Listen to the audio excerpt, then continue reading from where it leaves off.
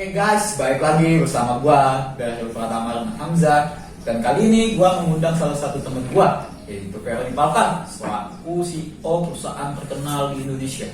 Oke, Mas Feron, gimana kabarnya? Alhamdulillah, saat ini kabar gua baik-baik aja, Mas Daryl.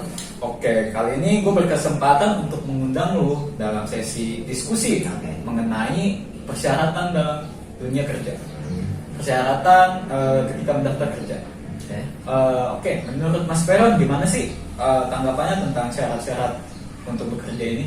Oke, kalau misalnya di Indonesia sendiri ya, beberapa persyaratan umum untuk masuk dunia kerja itu ya paling secara biasa kita lihat bahwa contohnya kayak ijazah gitu kan, kemudian data diri kayak KTP, KK, ataupun nantinya juga ada tes psikotes lagi gitu untuk menentukan bahwa apakah si pelamar tersebut memenuhi kualifikasi atau enggak. Baik. Oke, tadi yang seperti Mas Feron bilang ijazah. Gue mau bahas tentang ijazah dulu ya. Oke. Jadi menurut Mas Feron apakah ijazah ini penting atau tidak? Penting menurut gua ya. Karena apa? Karena ijazah itu kan merupakan bukti ya Mas Daryl, bukti bahwa seseorang tersebut pernah belajar atau pernah mengikuti pelajaran gitu. Jadi yang menurut gua penting sih ijazah. Oke, apakah ijazah itu menjadi salah satu standar kelulusan atau syarat ketika mereka lolos dalam mendaftar pekerjaan tersebut? Kalau untuk menjadi standar kelulusan enggak ya, karena kan misalnya di ijazah itu emang ada nilai ya, nilai dari seseorang itu, dan kita nggak bisa melihat bahwa nilai tersebut itu bisa menentukan lulus atau enggaknya. Kenapa? Karena nilai dari seseorang itu bisa dimanipulasi loh Mas Darul. Jadi kita bisa dapat nilai tinggi dengan cara curang loh untuk anak-anak zaman sekarang ya. Karena kan ada yang nyontek kemudian dia bisa dapat nilai tinggi dan kita nggak bisa melihat bahwa nilai tersebut bisa menentukan dia lulus atau enggaknya untuk bekerja di perusahaan. Oke, jadi ijazah itu cuma jadi salah satu syarat, syarat aja, bukan jadi standar kelulusan. Betul. Karena nanti ada tes lagi kan harusnya. Benar. Oke, gue pengen ngebahas selanjutnya itu tentang ini banyak sekali menuai pro dan kontra. Apa tuh? Tentang berpenampilan menarik atau good looking. Menurut Mas Feron tanggapannya gimana nih? Oke, ada beberapa persyaratan memang yang pernah gue baca ketika perusahaan itu melakukan rekrutmen. Ada salah satu kualifikasi yang mereka perlukan itu harus berpenampilan menarik ya, atau good looking. Kalau menurut gua ya memang untuk beberapa perusahaan yang membutuhkan karyawannya untuk langsung berhadapan dengan customer, berpenampilan menarik itu salah satu menjadi kelebihan.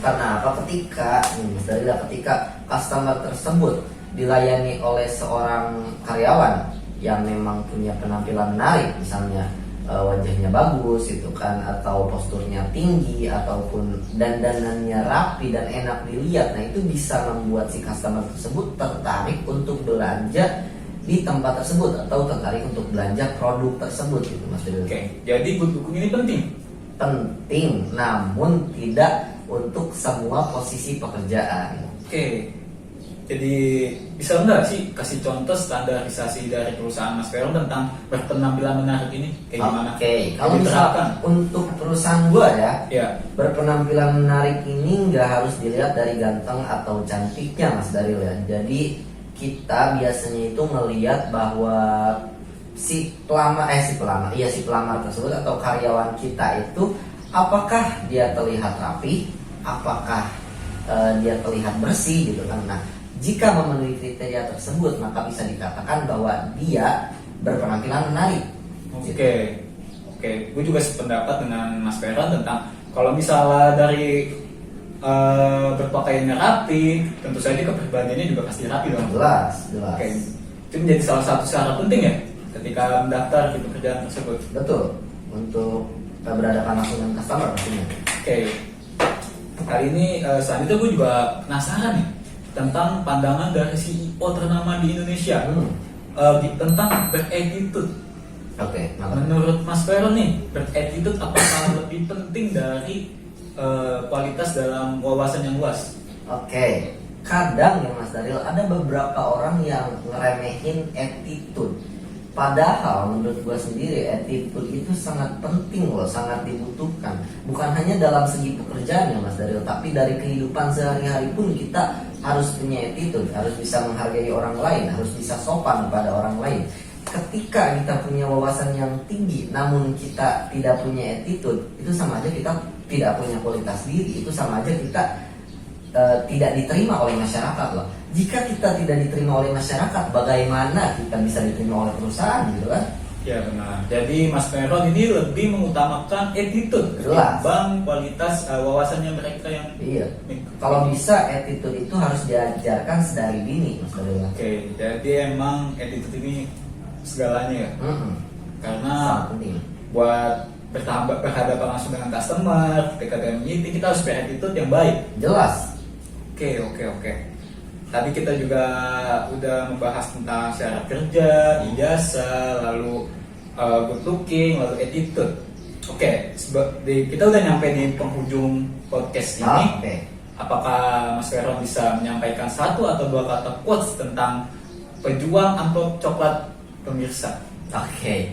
Buat kalian yang berjuang untuk mencari pekerjaan, yaitu menjadi seorang pelamar pekerjaan, ketika kalian misalnya tidak percaya diri dengan tidak memiliki tampang yang bagus itu kan, ataupun ketika kalian tidak percaya diri dengan penampilan kalian, jangan pernah takut untuk melamar. Karena apa? Karena ketika kalian punya attitude yang bagus, punya wawasan yang luas, itu akan bisa lebih dihargai oleh perusahaan. Apalagi jika kalian memang melamar pekerjaan dengan kualifikasi atau dengan posisi-posisi tertentu yang tidak berhubungan langsung dengan pelanggan. Itu justru hal seperti itu yang memang dibutuhkan oleh perusahaan. Oke, jadi jangan minder ya. Iya, intinya jangan minder gitu. Walaupun berpenampilannya kurang, Tuh.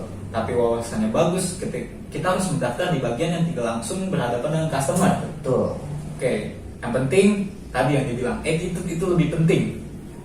Oke guys, sekian dari gua sendiri dan kawan gua Veroni Palka selaku CEO terhebat di Indonesia. Oke guys, see you next video. See you.